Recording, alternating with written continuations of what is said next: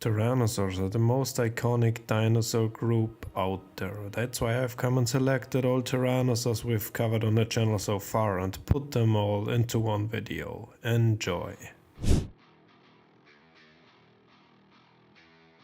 Tyrannosaurus memes are quite inspiring, don't you think?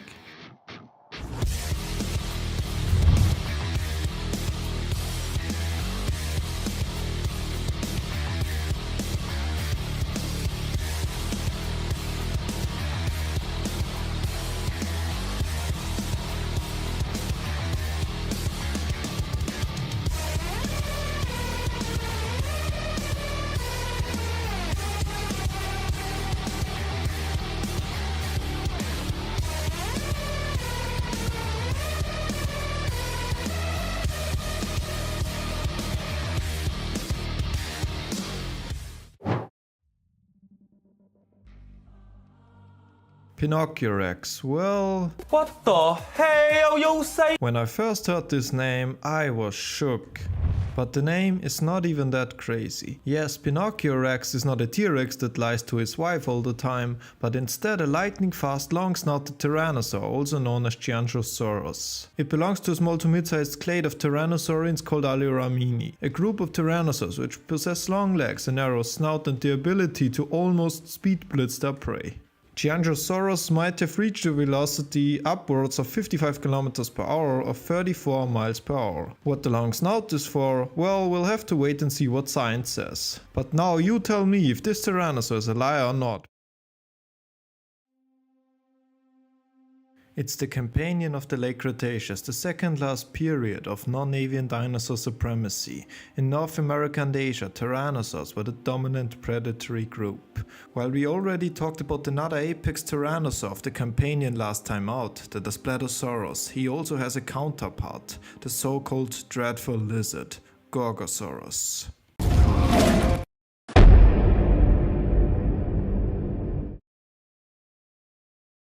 Gorgosaurus is an Albertosaurian tyrannosaurid with 8 to 9 meters or 26 to 30 feet in length and 2 to 3 metric tons in weight, making it the giant tyrannosaur. By the way, what do you guys think? At what point is a theropod a giant? Let's settle this debate. For me, it's a big theropod at 2 metric tons or more, a giant theropod at 3 metric tons or more, and a mega theropod at 5 metric tons or more. Anyways, back to Gorgo. Gorgosaurus is known from paleodocs and TV series, namely Sea Monsters, a prehistoric adventure from 2007, Dinosaur King, March of the Dinosaurs from 2011, Dinosauria, and most notably Walking with Dinosaurs 3D from 2013, where it's the main antagonist. Gorgosaurus lived in Campania, North America, and Montana, USA, and Alberta, Canada. Gorgosaurus libratus was named all the way back in 1914 with a very fitting name for a tyrannosaur, the dreadful lizard. The name is derived from the Greek word gorgos for fierce, dreadful or terrible, and of course sauros for lizard. The specific epithet libratus or balanced is the past participle of the Latin verb librare, meaning to balance. I'm gonna guess the authors, specifically Lawrence Lamb, couldn't comprehend how this animal balanced its giant head since the animal was described in the early stages of the 20th century, with the biggest skull actually measuring 99 centimeters or 39 inches in length. Back then theropod dinosaurs were portrayed with a quite vertical stance. However, as science progressed, we now know that these animals would have had a more horizontal body position, and not just standing around waiting for someone to make a photo in portrait mode. Tyrannosaurids specifically also possess enormous neck musculature to support their giant skull. The skull additionally also contains skull fenestrae to further lower skull weight. But what purpose does the skull even have? Well, if you have not been living under a rock, you know that tyrannosaurids put their evolution points all into being great biters, with reduced forelimbs most of the time, suddenly raising the question of bite force in Gorgosaurus. Gorgosaurus bite force estimates vary, with 2012 estimates by Giovanelli and Lane suggesting 22,000 to potentially 42,000 newtons. That would make Gorgosaurus the strongest biter in all of Tyrannosauroidea compared to body size. However, newer bite force estimates by Terrien and colleagues in 2021 proposed a maximum bite force of 12,200 newtons to 21,800 newtons for adult Albertosaurians.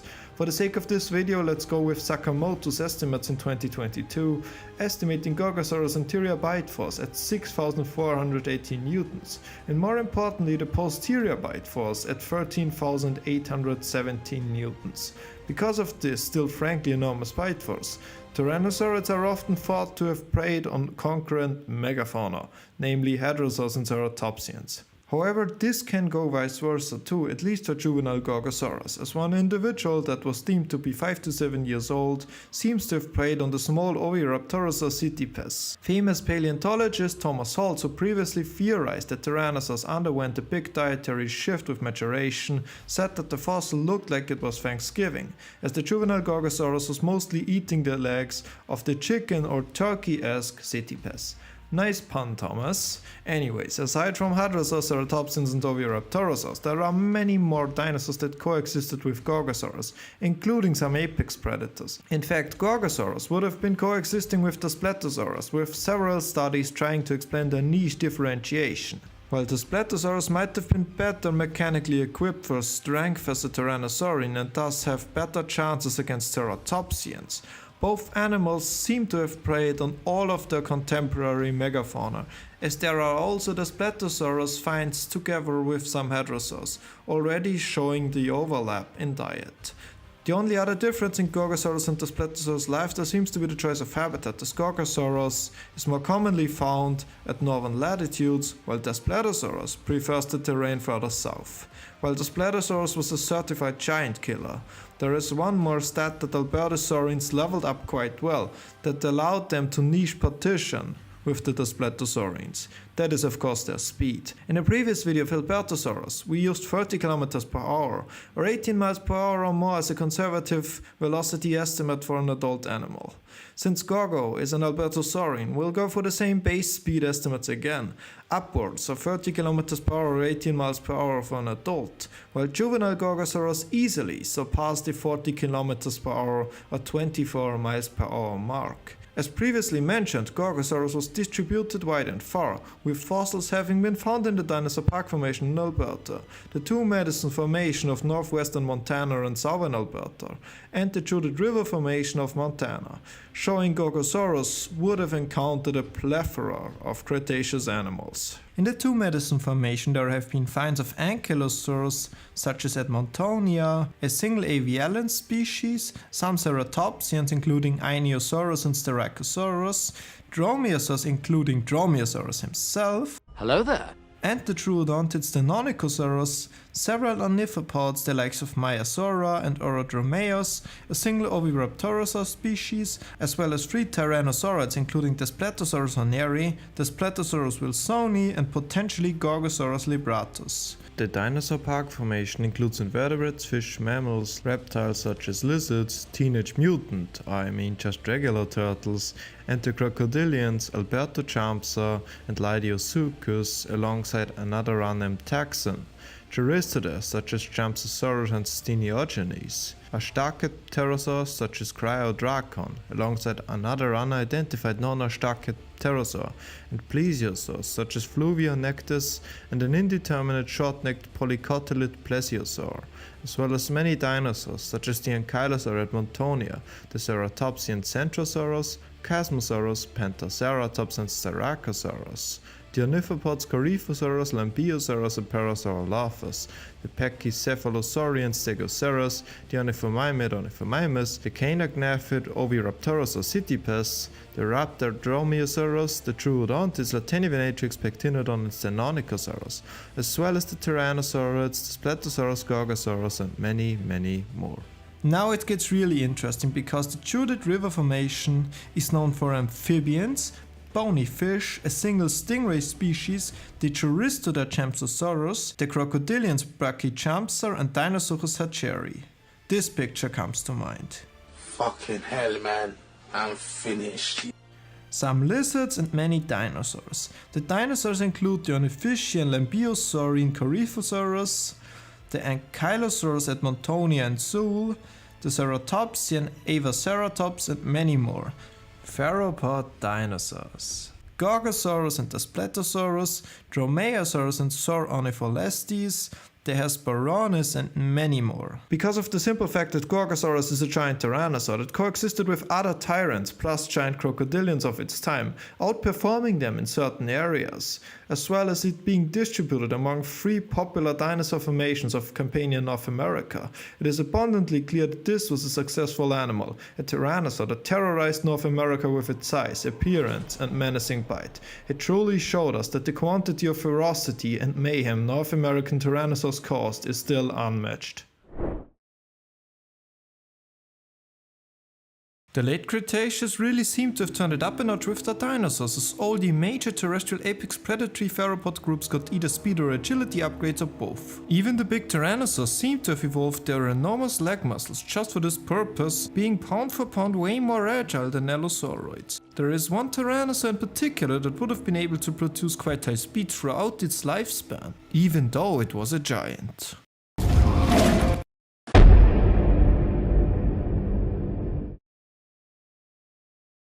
The Albertosaurus, often referred to as the sports car version of Tyrannosaurus, is actually so much more than just that. In fact, he wasn't even a tyrannosaurine, such as Tyrannosaurus, but instead a member of the Tyrannosaurid subgroup Albertosaurinae, which houses Albertosaurus itself plus Gorgosaurus libratus. Albertosaurus is known from paleomedia, namely Prehistoric Park, Jurassic Fight Club, March of the Dinosaurs, Primeval, etc.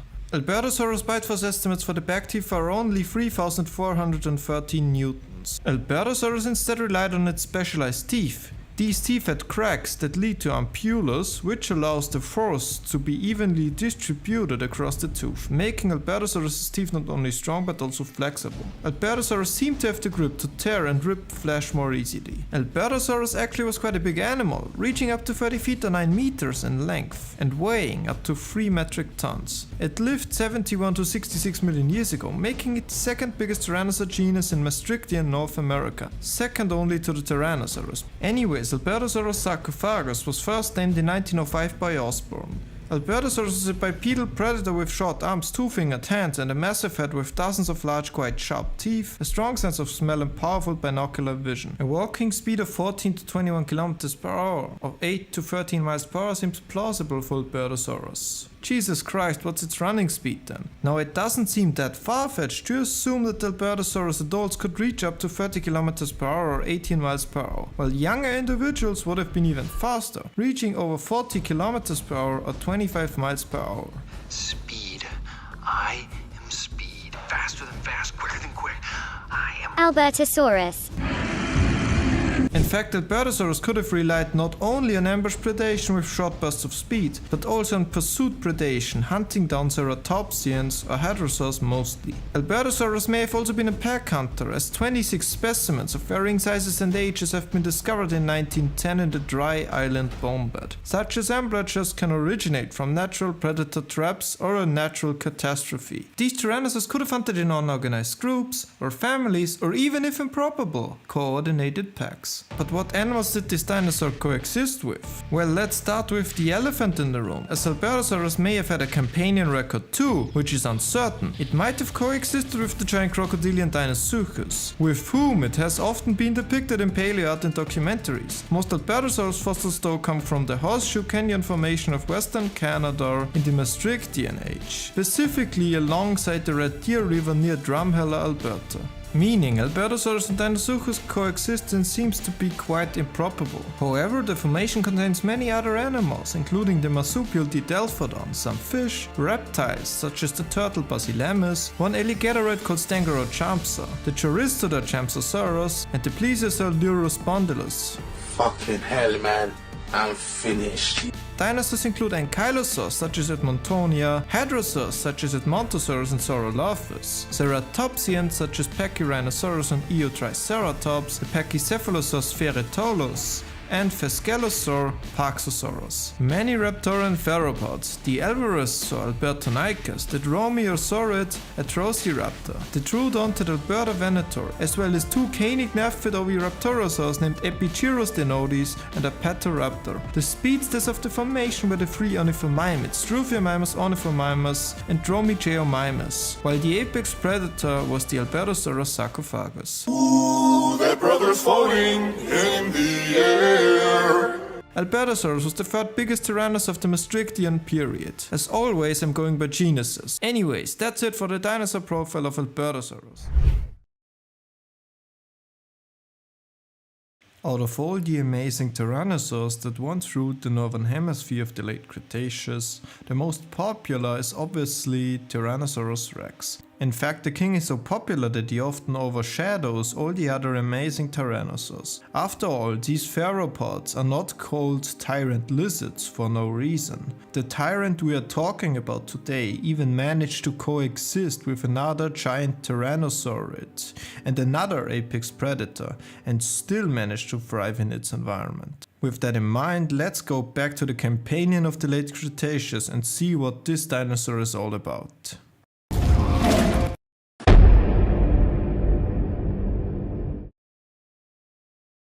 The Campanian of late Cretaceous North America was a period dominated on land by the tyrannosaurs. The western interior seaway split up North America, with Lauramedia to the west and Appalachia to the east. Some of the contemporary tyrannosaurids of the Campanian of North America include the Teratophoni name members Teratophonius, Lythronex and Dynamotero, as well as the Eutyrannosaurian Pistachiversor and the Albertosaurian Gorgosaurus. Our Tyrannosaur lived in Lauramedia. You guessed it, it is the Daspletosaurus. Daspletosaurus, type species Daspletosaurus terrosus, first described in 1970 by Dale Russell. Second species is Daspletosaurus horneri, named in 2017. The third and most recent species is the 2022 named Daspletosaurus wilsoni. Daspletosaurus has also been synonymized with Thanatoteuristes. Most researchers don't agree on this though. Since 2020, these two now form a subgroup within Tyrannosaurinae called Daspletosaurinae. For the sake of this video, I'm gonna go with the 2023 cladogram by Scherer and Wojciulescu-Holwart to show their taxonomic placement. The Daspletosaurians are placed within the Tyrannosaurians, a group exclusive to the Campanian and Maastrichtian ages of the late Cretaceous. The Tyrannosaurians are the group with the biggest and most popular tyrannosaurs, as they include Tyrannosaurus, Tarbosaurus, Susheng-Tyrannus, Dynamotero and Daspletosaurus. Daspletosaurus itself featured in a variety of Paleomedia and TV series, including Dinosaur Planet, Dinosaur King, Planet Dinosaur and Leaps in Evolution. Standing 3 meters or 9.8 feet tall, Daspletosaurus was a giant of its time. It reached lengths of 8.5 to 9 meters, or 27.9 to 29.5 feet and a weight anywhere from 2 to 3 metric tons. However, there is one giant specimen of Daspletosaurus terrosus, CMCVP 15826, nicknamed Pete III, potentially reaching lengths of nearly 11 meters or 36 feet. Daspletosaurus possessed a giant 1 meter or 3.3 feet long skull with large fenestrae to help reduce its weight. Daspletosaurus also had a weighty tail that aided in stability for the animal. Like T-Rex, Daspletosaurus is now also believed to have lips, giving the snout a more lizard-like appearance instead of a crocodile one. Daspletosaurus shared the same body form as other Tyrannosaurians, with a short S-shaped neck supporting the massive skull. Although they were tiny compared to body size, Daspletosaurus had the longest forelimbs of all Tyrannosaurians. As a fellow Tyrannosaurian, we could use the bite force of T-Rex and speculate on Daspletosaurus' bite force. T-Rex bite force estimates vary. I've so far heard anything from 30,000 newtons to over 50,000 newtons. Since the T-Rex was an exceptional specimen at bone breaking, I'm gonna use the lower range end here to roughly estimate Daspletosaurus' bite force. If an 8-ton T-Rex had a bite force of 30,000 newtons, a 3-ton Daspletosaurus could have had a bite force of 11,250 newtons based on weight, which is definitely enough to do some damage on contemporary megafauna. Remember, this is fully speculated. Some of the fossil locations of Daspletosaurus include the Two Medicine Formation, Old Man Formation, Judith River Formation and Dinosaur Park Formation. It seems like good old Das was all over the place. Everywhere I go, I see his face. The Splatosaurus encountered many walks of life, as the formations it's found in are very rich in fauna. In the Two Medicine Formation there have been finds of ankylosaurs such as Edmontonia, a single avialan species, some ceratopsians including Ionosaurus and Styracosaurus, dromaeosaurs including Dromaeosaurus himself, Hello there. and the troodontid Stenonychosaurus, several ornithopods the likes of Maiasaura and Orodromeus, a single Oviraptorosaur species, as well as 3 Tyrannosaurids including the Splatosaurus horneri, the Splatosaurus wilsoni and potentially Gorgosaurus libratus. Outside of the dinosaurs, the formation also contained freshwater bivalves, gastropods, turtles, lizards and champsosaurs. The Old Man Formation contains fossils of several dinosaurs, theropods the likes of the Splatosaurus turosus, Stenonychosaurus and Struthiomimus altus, and ornithischians like the Ceratopsian Chasmosaurus and Gremlin, the Ankylosaurus Scolosaurus, the Hadrosaurus Coryphosaurus, Parasaurolophus and Maiasaura. Now it gets really interesting because the Judith River Formation is known for amphibians, bony fish, a single stingray species, the Choristoda Champsosaurus, the crocodilians Brachychampsar and Dinosaurus hatcheri. This picture comes to mind. Fucking hell, man. Some lizards and many dinosaurs. The dinosaurs include the Ornithischian Lambeosaurine Coryphosaurus, the Ankylosaurus Edmontonia and Zool, the Ceratopsian Avaceratops and many more. Theropod dinosaurs. Yeah, boy.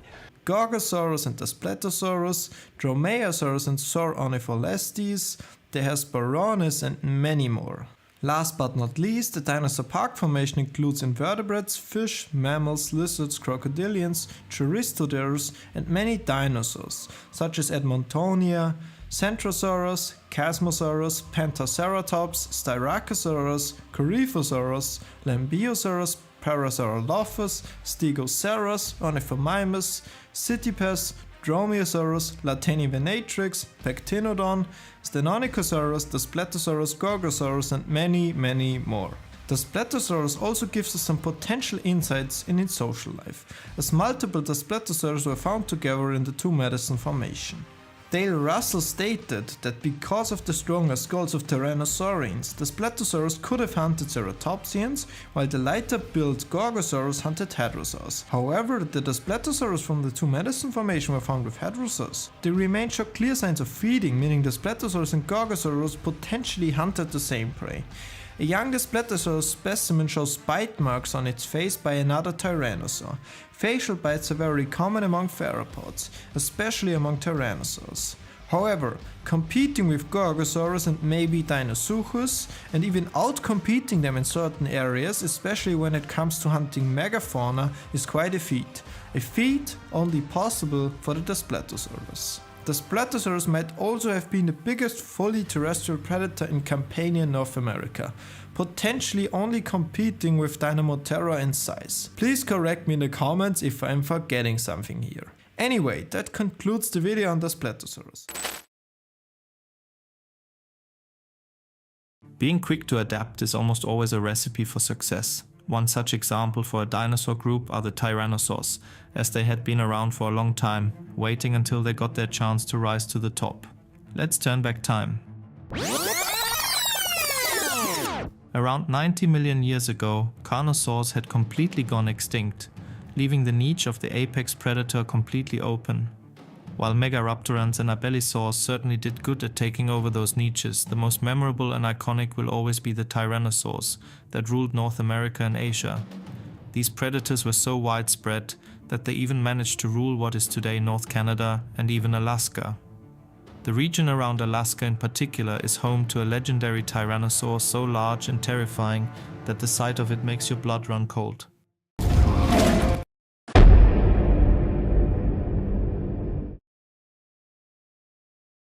The Prince Creek Formation of the North Slope of Alaska, 70 million years ago, Maastrichtian period, Cretaceous. This is the home of the giant northern tyrant, the Cretaceous equivalent to a polar bear, the Nanoxaurus hochlundi. Nanoxaurus was described in 2014 by Fiorillo and Tchaikovsky and named the polar bear lizard. which is fitting since Nanoxaurus is a giant predator living in a quite cold environment, especially looking at the normally more warm Cretaceous standards. The species epithet Hoglundi honors the philanthropist Forrest Hoglund for his work on philanthropy and cultural institutions. Early size estimates put its holotype at 5 to 6 meters, or up to about 19.6 feet in length, with a weight of 500 to 900 kilograms, or about 1,100 to 2,000 pounds. This diminutive size was postulated by Fiorillo and Tikoski as being an adaptation to its high-latitude habitat. Based on undescribed adult-sized teeth and postcranial elements, newer size estimates were established, putting Nanoxaurus at a length of 7 meters or 23 feet. However, the newest size estimates display Nanoxaurus as a giant, even by Tyrannosaur standards. These new estimates suggest a size of 2 to 3 metric tons and a length of 8 to 9 meters or 26.2 to 29.5 feet. Suddenly the polar bear, which is the biggest Arctic land predator today, only seems to be a snack if you take a look from the perspective of a tyrannosaur the size of Nanoxaurus. In Maastrichtian North America, Nanoxaurus is only matched or outsized by Albertosaurus sarcophagus, Tyrannosaurus Rex, and Tyrannosaurus macraensis, also often referred to as T-Mac. While it was initially thought that Nanoxaurus would have been smaller and thus benefit from needing less calories due to its high-latitude habitat being a rough environment, there are some advantages to growing bigger too. First of all, there is a phenomenon called gigantothermy, allowing big animals to better regulate body temperature due to their immense size. Secondly, getting bigger also means it can hunt bigger, which aligns better with the general evolutionary arms race trope of Tyrannosaurs versus Ceratopsians. Lastly, size equals strength, empowering adult Nanoxaurus to scare off smaller Nanoxaurus and other predators to steal their prey. But what do you guys think? Would Nanoxaurus growing bigger be advantageous or rather unfavorable for the animal? The bite force this animal must have had is actually unknown, as within Tyrannosaurini there are big biters such as Tarbosaurus and Tyrannosaurus, as well as the Alioramines, which are better equipped to hunting small game, as well as the completely weird Albertosaurus, which has quite a low bite force with special teeth adaptations for hunting bigger game. It gets even more confusing if you take a look at the current evolutionary relationships of this animal, as it is a tyrannosaurine that currently sits in no tyrannosaurine subgroup whatsoever. It's not an Alioramine such as Alioramus or Quianchosaurus, not a teratophoneine such as Teratophoneus, Dynamoterra or Lithronax, not a Daspletosaurine such as Daspletosaurus and Gorgosaurus, and also not a Tyrannosaurine such as Tarbosaurus, Tyrannosaurus or Chucheng Tyrannus. So, for now we'll have to wait and see what happens to this Tyrannosaurine. The only other Tyrannosaurini member that also just sits in the group unassigned is the new described Asiatyrannos.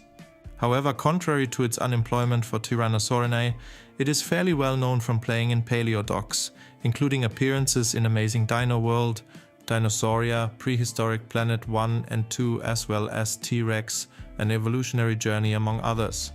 We also do know a lot about its environment, as it lived in the Prince Creek Formation of what is now the North Slope of Alaska.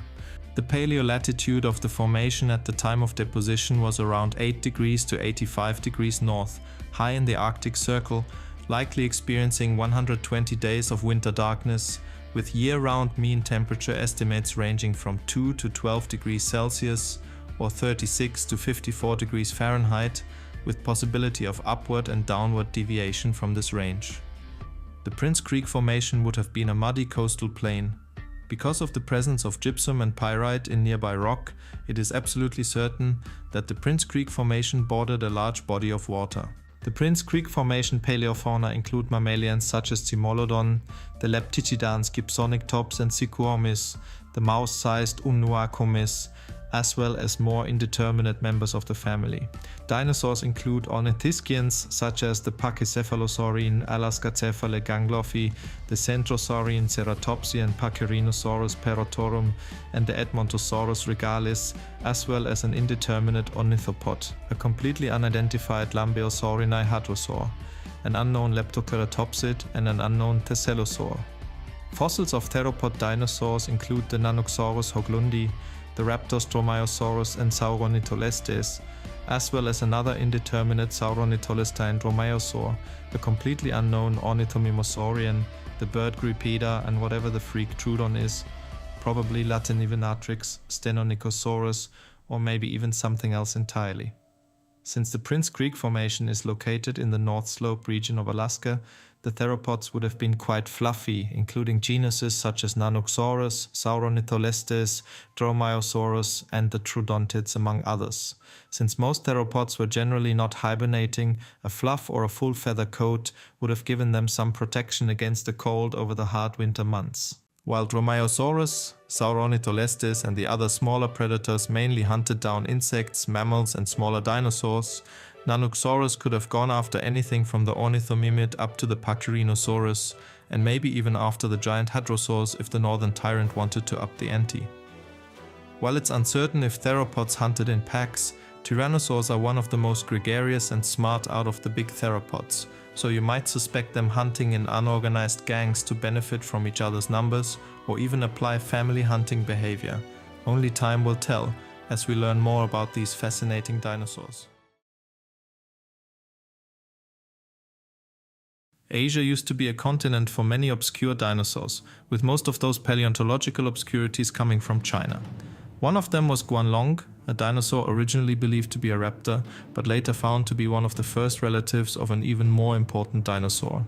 This is the story of the Guanlong, aka crowned dragon, and his fellows' rise amongst Jurassic giants.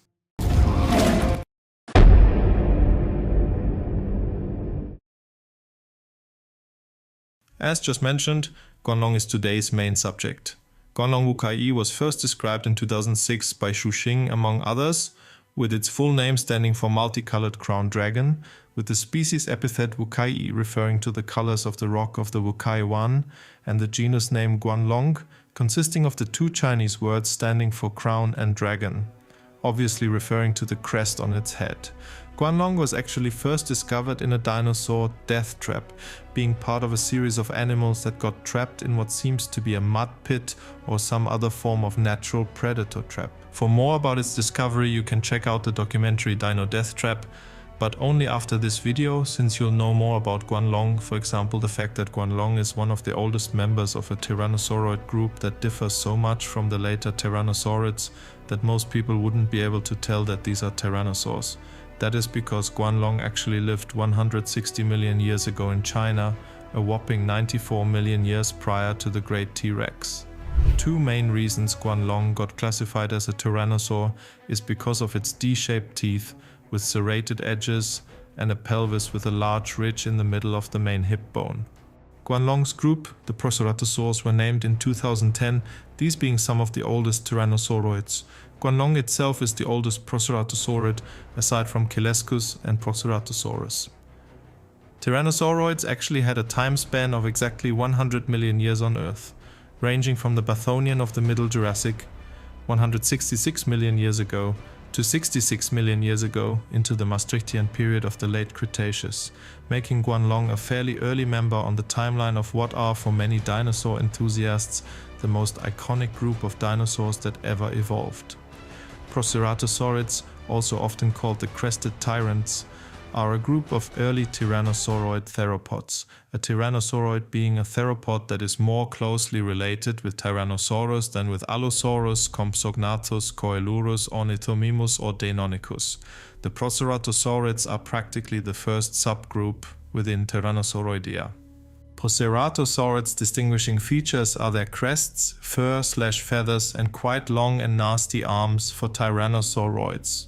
They also have weirdly varying sizes, as some of their members such as Duratyrant, Sinotyrannus and Eutyrannus reach sizes between 6 meters or 20 feet and 9 meters or 30 feet with weights up to 2 metric tons or more. Guanlong is on that mid to bottom end on the Proceratosaurid size spectrum, with a length of 3.5 meters or 11.5 feet and a weight of 125 kilograms or 276 pounds. But of course Guanlong was way faster than its bigger cousins, but we'll get to that later, so stay tuned. By the way, for many Guanlong is actually a fan favorite when it comes to basal tyrannosauroids, as it is widely known from Pilodocs films and TV series including Life on Earth, A New Prehistory, Dino Death Trap, Ice Age 3, Dawn of the Dinosaurs, Dinosaur Revolution, T-Rex, An Evolutionary Journey, etc. Guanlong is also mostly known for its frankly brilliant crest that rose up from the snout between the nostrils and eyes and curved over in an arc above the back of the skull. Studies suggest these crests were really fragile in life, meaning the main purpose would have been visual display in the breeding season. Maybe the crests even increased in color intensity as a male Guanlong reaches breeding condition. Proceratosaurids generally had three-fingered arms capable of even grasping prey.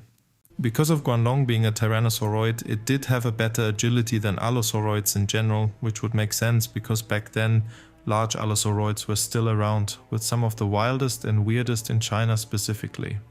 Speculative evolution. To hunt down small animals, namely swift ornithischians, mammals, as well as small alvarezsaurs, and to minimize conflicts with bigger theropods and other predators, Guanlong would have been extra fast, reaching a whopping 50 km per hour or just over 31 miles per hour or more, a speed that even Albertosaurus would be jealous of. That means Guanlong would have occupied the role of a swift pursuit predator while staying out of the range of big game predators, with the potential exception being scavenging on a bigger animal's carcass. As previously mentioned, Guanlong is only 125 kilograms or 276 pounds in weight, meaning at best it is second or third within the predators in its environment. Guanlong is home to the Shishugu Formation located in what is now modern-day China.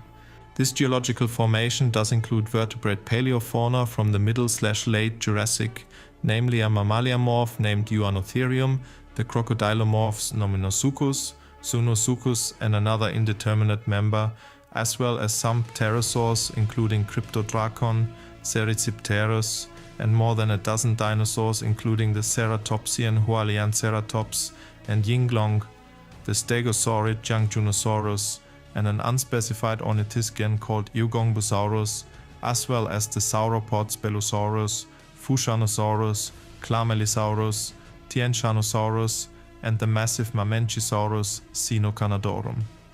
Theropod dinosaurs include the Alvarezsaurus auron, Shishugonicus and Haplochirus, the Proceratosaurid Guanlong, the potential Coelurosaurian Zuolong, the small Elaphrosaurian Limosaurus, the basal tetanurine theropod Monolophosaurus, and the big Metriacanthosaurid Sinraptor dongi. Here Guanlong had to look out for specifically Monolophosaurus and Sinraptor, and maybe even Sunosuchus, as these three are most certainly a lot bigger than Guanlong, specifically the two theropods. Monolophosaurus weighs in at over 400 kilograms or 880 pounds, similar to Dilophosaurus, while Sinraptor is the apex predator with some weight estimates exceeding 1 metric ton. Niche partitioning did allow the Guanlong to thrive in hunting smaller dinosaurs and mammals, as the Asian Proceratosaurids should go on to live for another 40 million years. 125 million years ago, Proceratosaurids already had won the evolutionary arms race, as they had gained size advantage over the Metriacanthosaurids, with the last potential Metriacanthosaurid Siamotyrannus being outsized by the giant feathered tyrant Eutyrannus. This success ultimately led to a giant Proceratosaur called Sinotyrannus casuoensis, and later to the giant Tyrannosaurids Tarbosaurus and others. This is the great legacy that Guanlong and its fellow early Tyrannosauroid colleagues left behind, a time span and history of 100 million years on Earth. All in all, Guanlong is a quite fascinating dinosaur, as its looks are so different from its later descendants. It significantly helped tracing back the origins of tyrannosaurs and shedding some light on their partly weird and wonderfully fascinating evolution.